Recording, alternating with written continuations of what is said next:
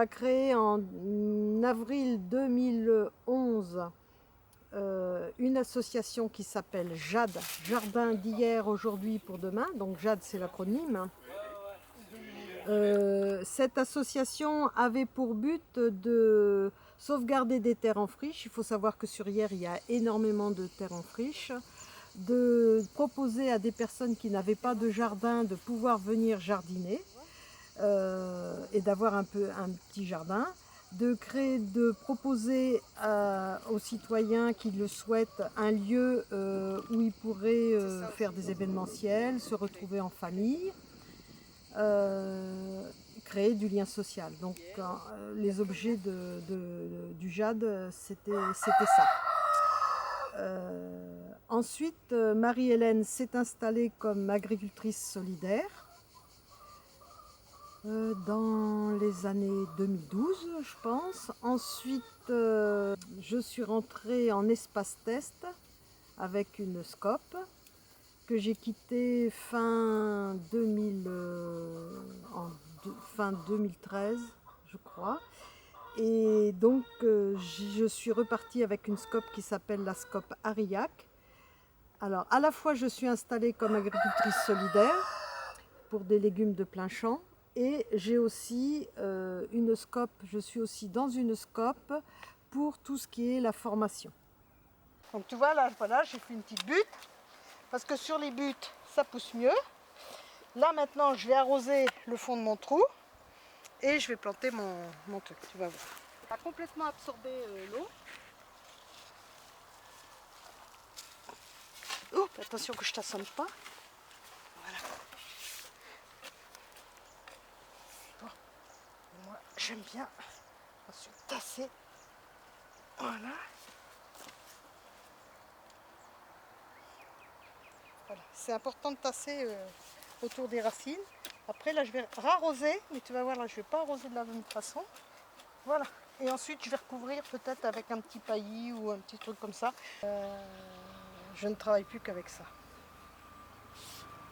Ils sont coupés, les courbes sont faites biseautées de telle façon que la courbe de Fibonacci, tu sais ce qu'on retrouve dans les escargots, dans les tournesols, etc. Tout est biseauté de telle manière à ce que, au niveau du sol, ton outil rentre exactement comme il faut dans ton sol. Puis soulève, tu vas voir. Moi qui ne pouvais plus porter de rien, avec ça je peux travailler mon sol. La biodynamie, c'est une vision de l'agriculture qui prend en compte le fait que la terre est un organisme vivant, que la plante qui pousse dans un sol vivant, mais aussi dans un cosmos qui est vivant et habité par des entités. Alors c'est effectivement, on est d'accord ou pas d'accord, mais c'est une vision complètement autre de l'agriculture. On part vraiment d'une agriculture du vivant. C'est vrai que pour moi, l'agriculture biologique, je pense que c'est déjà beaucoup mieux que l'agriculture traditionnelle. On raisonne quand même de la même façon que dans l'agriculture traditionnelle. On raisonne NPK de la même façon, d'un côté c'est minéral, de l'autre côté c'est organique, mais on raisonne NPK. Alors que en agriculture biodynamique, on va se dire s'il manque de l'azote, qu'est-ce qu'on va faire pour en apporter? Il faut savoir que dans l'air, il y a 80% d'azote. Donc, à quoi ça sert de rajouter, par exemple, de l'azote dans le sol si on peut l'apporter sous une forme vivante? Et puis, il y a le cosmos. On travaille aussi avec le calendrier planétaire et pas seulement lunaire. On essaye de faire attention à beaucoup de choses. Donc, c'est une autre conception de l'agriculture parce que c'est pas simplement la plante qu'on fait pousser, mais c'est la plante qui va nourrir l'homme, l'homme qui va prendre soin de la terre et du cosmos où la terre tu vois, on va le mélanger. Elle fait partie de ce cosmos. Oui, tout à fait. Donc la bouse de corne, c'est des cornes de vache qui ont eu des petits veaux, enfin qui ont eu des veaux, pas des cornes de génisse ni des cornes de taureau, dans laquelle tu remplis de bouse de vache, que tu mets en terre à l'automne et que tu sors de terre à Pâques. C'est important de créer le chaos là, tu vois. C'est parce qu'il y en a toujours qui veulent gagner plus de sous. Tu sais, je vais aller te chercher un truc pour ton œuf là. Ah, c'est gentil.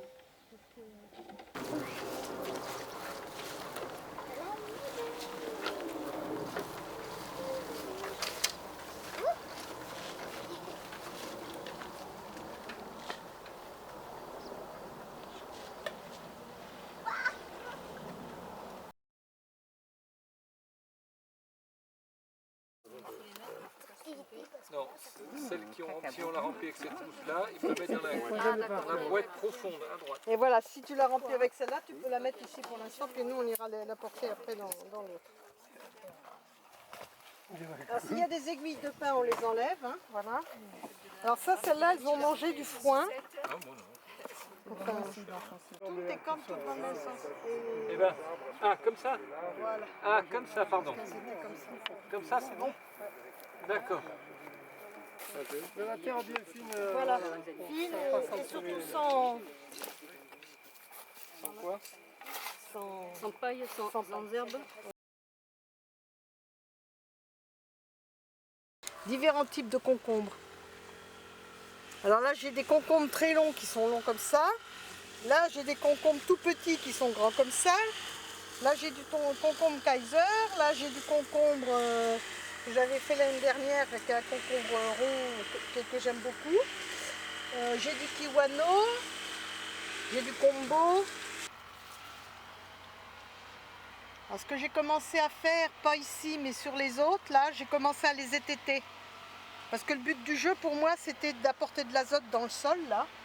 Et maintenant, je voudrais utiliser mon sol. Ça, c'est donc du poireau bleu de Solèze que je laisse monter à graines. Parce qu'il est beau, il est sain. Et puis ça, c'est pareil, de la salade frise, un peu, une batavia rouge, un peu. Du mizuna vert, du mizuna rouge.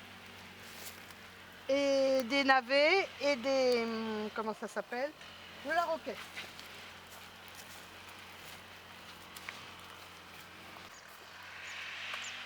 Donc là, c'est des petits pois. Mes petits pois asperges, dont je t'avais parlé la dernière fois. Voilà, c'est ça.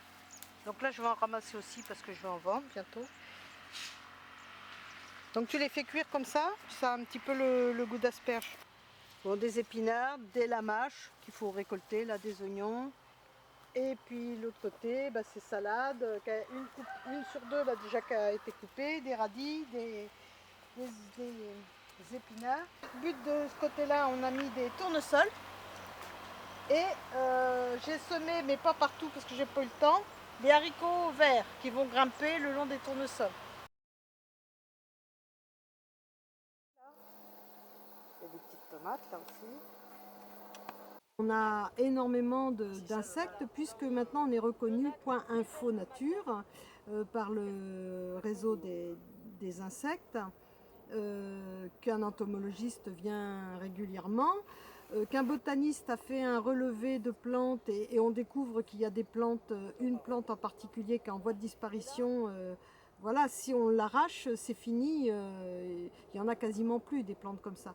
Donc c'est vrai aussi qu'on est un peu des veilleurs sur des choses auxquelles on ne prête pas forcément attention. Là on a les potimarrons verts et puis les potimarrons orange. Et puis là c'est les choux qu'on a commencé à replanter. Enfin qui sont replantés, donc là qu'il faut arroser. Le figuier les figuiers qui commencent à donner. Et puis si tu vois au fond, tu vois le long de la palissade, là on a remis tous les trucs de ce côté-là parce que les sangliers ont foutu tout en l'air, tu verras là de l'autre côté. Là. Ils bouffent tout. Donc ils ont bouffé toutes les courges qui étaient de ce côté-là.